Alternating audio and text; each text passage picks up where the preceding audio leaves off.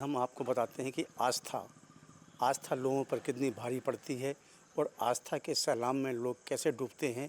तो बात कर रहे हैं हम बागेश्वर धाम की और कुबरेश्वर धाम की, क्योंकि कुबरेश्वर धाम में इस समय जो है कांवड़ यात्रा और इसके पहले जो है रुद्राक्ष वितरण का कार्यक्रम हुआ था, तो उसमें जो है 2 महिलाओं की मौत भी हो गई थी। तो आइए हम जानते हैं, सीमा जी आप बताइए कि ये जो कुबरेश्वर धाम है वहाँ पे पिछले वर्ष भी जो है इसी प्रकार की भगदड़ मची थी और इसके पहले भी जो है बहुत बड़ा जाम लगा था, जिससे कम से कम 5 से 7 दिनों तक जो है पूरा ट्रैफिक बंद रहा इंदौर रोड पर और लोग भारी परेशान हुए।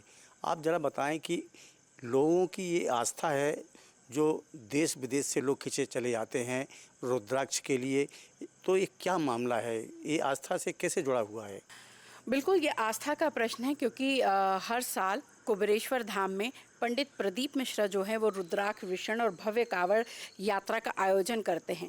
तो सावन का महीना है, भगवान भोले पर लोगों को विश्वास है, हम भारतीय हैं, ईश्वर में आस्था रखते हैं और उसी आस्था के लिए देश के अलग अलग कोनों से श्रद्धालु यहाँ पहुँचते हैं और करीब 2.5 से 3 लाख तक की जो जनता है, क्योंकि सीहोर काफ़ी छोटा ज़िला है और अगर हम बात करें उस आयोजन स्थल की भी तो 2 से 2.5 एकड़ का वहाँ पे ग्राउंड है। उस ग्राउंड में वो लोग इकट्ठा होते हैं, तो उस छोटे से ग्राउंड में 2.5 लाख लोगों का इकट्ठा होना अपने आप में ये एक बहुत ही बड़ी चुनौती है, ना सिर्फ आयोजकों के लिए बल्कि प्रशासन के लिए भी। थोड़ी सी बात मैं बताना चाहूँगा कि लोग आस्था के लिए कैसे उमड़ते हैं। वो अपनी जान की परवाह किए बगैर भी जो है वहाँ पहुँचते हैं। जैसे कि बताया गया कि रुद्राक्ष वितरण होगा, तो रुद्राक्ष वितरण के लिए लोग जो है देश विदेश से दौड़े चले जाते हैं। बिल्कुल, जबकि पिछले साल की अगर हम बात करते हैं 2024 की, तो रुद्राक्ष वितरण के दौरान ही पिछले साल भी भगदड़ मची थी, 2 महिलाओं की मौत हुई थी, कई श्रद्धालु घायल हुए थे। लोगों को उम्मीद थी कि इस बार पिछले साल की घटना से लेते हुए शायद आयोजक या प्रशासन ज़्यादा चुस्त दुरुस्त रहेगा, क्राउड मैनेजमेंट की पूरी व्यवस्था की जाएगी, लेकिन इस बार भी पूरा क्राउड मैनेजमेंट फेल्योर साबित हुआ है। हम आपको थोड़ा सा ये बताना चाहते हैं कि कल ही जो है भगदड़ मची थी और भगदड़ के दौरान जो है 2 लोगों की महिलाओं की मौत हुई थी और एक गंभीर रूप से घायल हुआ था। ये 10 लोग गंभीर रूप से घायल हुए। कल जो हाँ। 5 अगस्त को रुद्राक्ष वितरण था, बिल्कुल वही नज़ारा देखने को मिला जो पिछले साल रुद्राक्ष वितरण के दौरान हुआ था। वहाँ पर 2 महिलाओं की मौत हो गई, करीब 10 लोग घायल हो गए और उसके बावजूद भी आज भव्य कांवड़ यात्रा का आयोजन किया गया, जिसमें शामिल होने के लिए करीब 2 लाख से ज़्यादा लोग मौजूद थे इस भगदड़ के बावजूद भी। लेकिन जो हम प्रशासन की बात करें, अगर हम पुलिस की बात करें, तो क्राउड मैनेजमेंट आज भी पूरी तरह से फेल्योर साबित हुआ है। तो क्राउड मैनेजमेंट की बात करते हैं कि क्राउड मैनेजमेंट का एक जो है जिम्मा होता है, राज्य सरकार का होता है कि जब भी भीड़ आती है तो उनको आयोजकों से बात करनी चाहिए कि कितनी भीड़ आएगी और उस भीड़ को कैसे नियंत्रित किया जाएगा। लेकिन हम आपको बता दें कि बीते वर्षों में भी इस बात का ख्याल नहीं रखा गया और ना इस बार भी ख्याल रखा गया है। भूल रहे हैं कि जबकि 3 जुलाई को ही बागेश्वर धाम में जो टेंट गिरा था, वहां पर भी एक श्रद्धालु की मौत हो गई थी, 10 लोग घायल हो गए थे। हाँ, तो इस प्रकार से जो घटनाएं होती हैं, चाहे बागेश्वर हो या कुबरेश्वर हो, यहाँ पर जो है क्योंकि क्राउड जो है एकदम टूटता है, वो इसलिए टूटता है क्योंकि लोगों में हिंदू धर्म में जो सनातनी हैं उनमें आस्था है भगवान के ऊपर। उनको लगता है कि भगवान हमारे सारे कष्ट हरण कर लेंगे, रुद्राक्ष हो या धाम हो, वहाँ पर जाने से उनके सारे कष्ट दूर हो जाएंगे। इसलिए लोग जो कई तरह से परेशान होते हैं, उनकी कई समस्याएं होती हैं, उन समस्याओं के लेकर के वो जो है धामों पर आते हैं। तो हम आपको बता दें कि जैसे कल जो है जो घटना हुई थी, उस घटना पर जो है वहाँ के जो महंत हैं, जो वहाँ के आयोजक हैं, उन्होंने कोई गंभीर टिप्पणी या नहीं व्यक्त की और ना ही उन्होंने इतना गंभीर दुख व्यक्त किया है। ऐसा ही बागेश्वर धाम में हुआ था।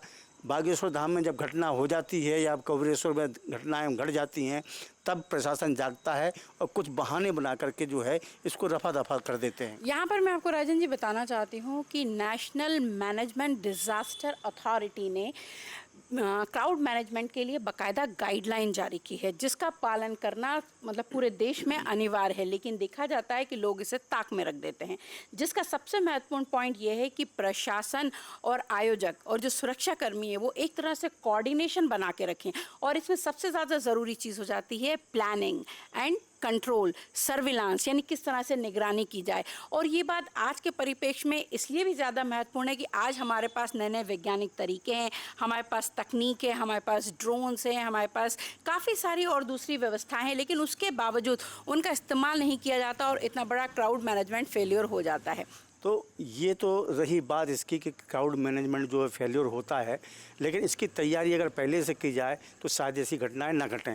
क्योंकि मैंने कई जगह देखा है कि जैसे वाराणसी में देखा गया था कि लोगों के जाने की व्यवस्था और लोगों के निकलने की व्यवस्था पर्टिकुलर जो है लाइन से की गई थी। इससे जो है भगदड़ के हालात नहीं बन सकते। तो ऐसी कोई व्यवस्था शायद यहाँ नहीं रही है। यही वजह रही कि ऐसी घटना घटी है, क्योंकि घटना उस वक्त घटी जब लोग मंदिर की तरफ टूट पड़े और भीड़ में जो है महिलाएं दब करके कुचल करके मर गई। तो इस प्रकार के हादसे लाजमी हैं, लेकिन लोगों को भी समझना चाहिए, क्योंकि धर्म है, धर्म को मानते हैं, लेकिन अपनी सुरक्षा का पूरा ध्यान रखें। जहाँ भी जाएं अपनी पूरी सुरक्षा का ध्यान रखें। चाहूंगी कि अपनी ही नहीं दूसरों की सुरक्षा का भी ध्यान रखें कि आपकी वजह से दूसरों को इस तरह की स्थिति में ना आना पड़े कि उनका जान जोखिम में पड़ जाए। आराम से चलें, संयम बरतें, व्यवस्था को बनाए रखें। अव्यवस्था जो है वो सबसे पहले इस तरह की भगदड़ का कारण होती है। लेकिन सबसे बड़ा सवाल जो उठता है वो सरकार की जो है व्यवस्थाओं पर भी उठता है, क्योंकि पुलिस जो है क्राउड मैनेजमेंट करती है, लेकिन पुलिस जो है देखा गया है, कुबेरेश्वर में भी देखा गया है कि पुलिस सिर्फ जो है फॉर्मेलिटीज़ पूरी करती है। वो जगह जगह खड़ी होकर के जो है रूट डाइवर्ट करती है, लोगों को घुमाने की कोशिश करती है। आज भी अपने रूट डाइवर्ट करने की बात की, 4 घंटे तक जाम लगा रहा और गाड़ियां जो है मेन इंदौर भोपाल हाईवे पर फंसी रहीं, कई एम्बुलेंस फंसी रहीं जिसमें मरीज मौजूद थे। पुलिस रूट को डाइवर्ट करने में लगी रही, वाहन को कहीं इंदौर भेजा जा रहा है, कहीं भोपाल की तरफ डाइवर्ट किया जा रहा है। लेकिन जब मालूम था कि ट्रैफिक का ये हाल होना है, इतने लोग आते हैं, तो पहले से प्लानिंग क्यों नहीं की गई? सबसे बड़ा सवाल यही उठता है। तो इसमें कई सवाल ऐसे हैं जिन पर सरकार को और आयोजकों को सोचना चाहिए और ऐसे हादसे ना हों उस पर जो है विचार करना चाहिए। तो आप देखते रहें बुंदेली बतौले। मैं हूँ राजेंद्र वर्मा और मेरे साथ हैं वरिष्ठ पत्रकार सीमा वर्मा। तो नमस्कार।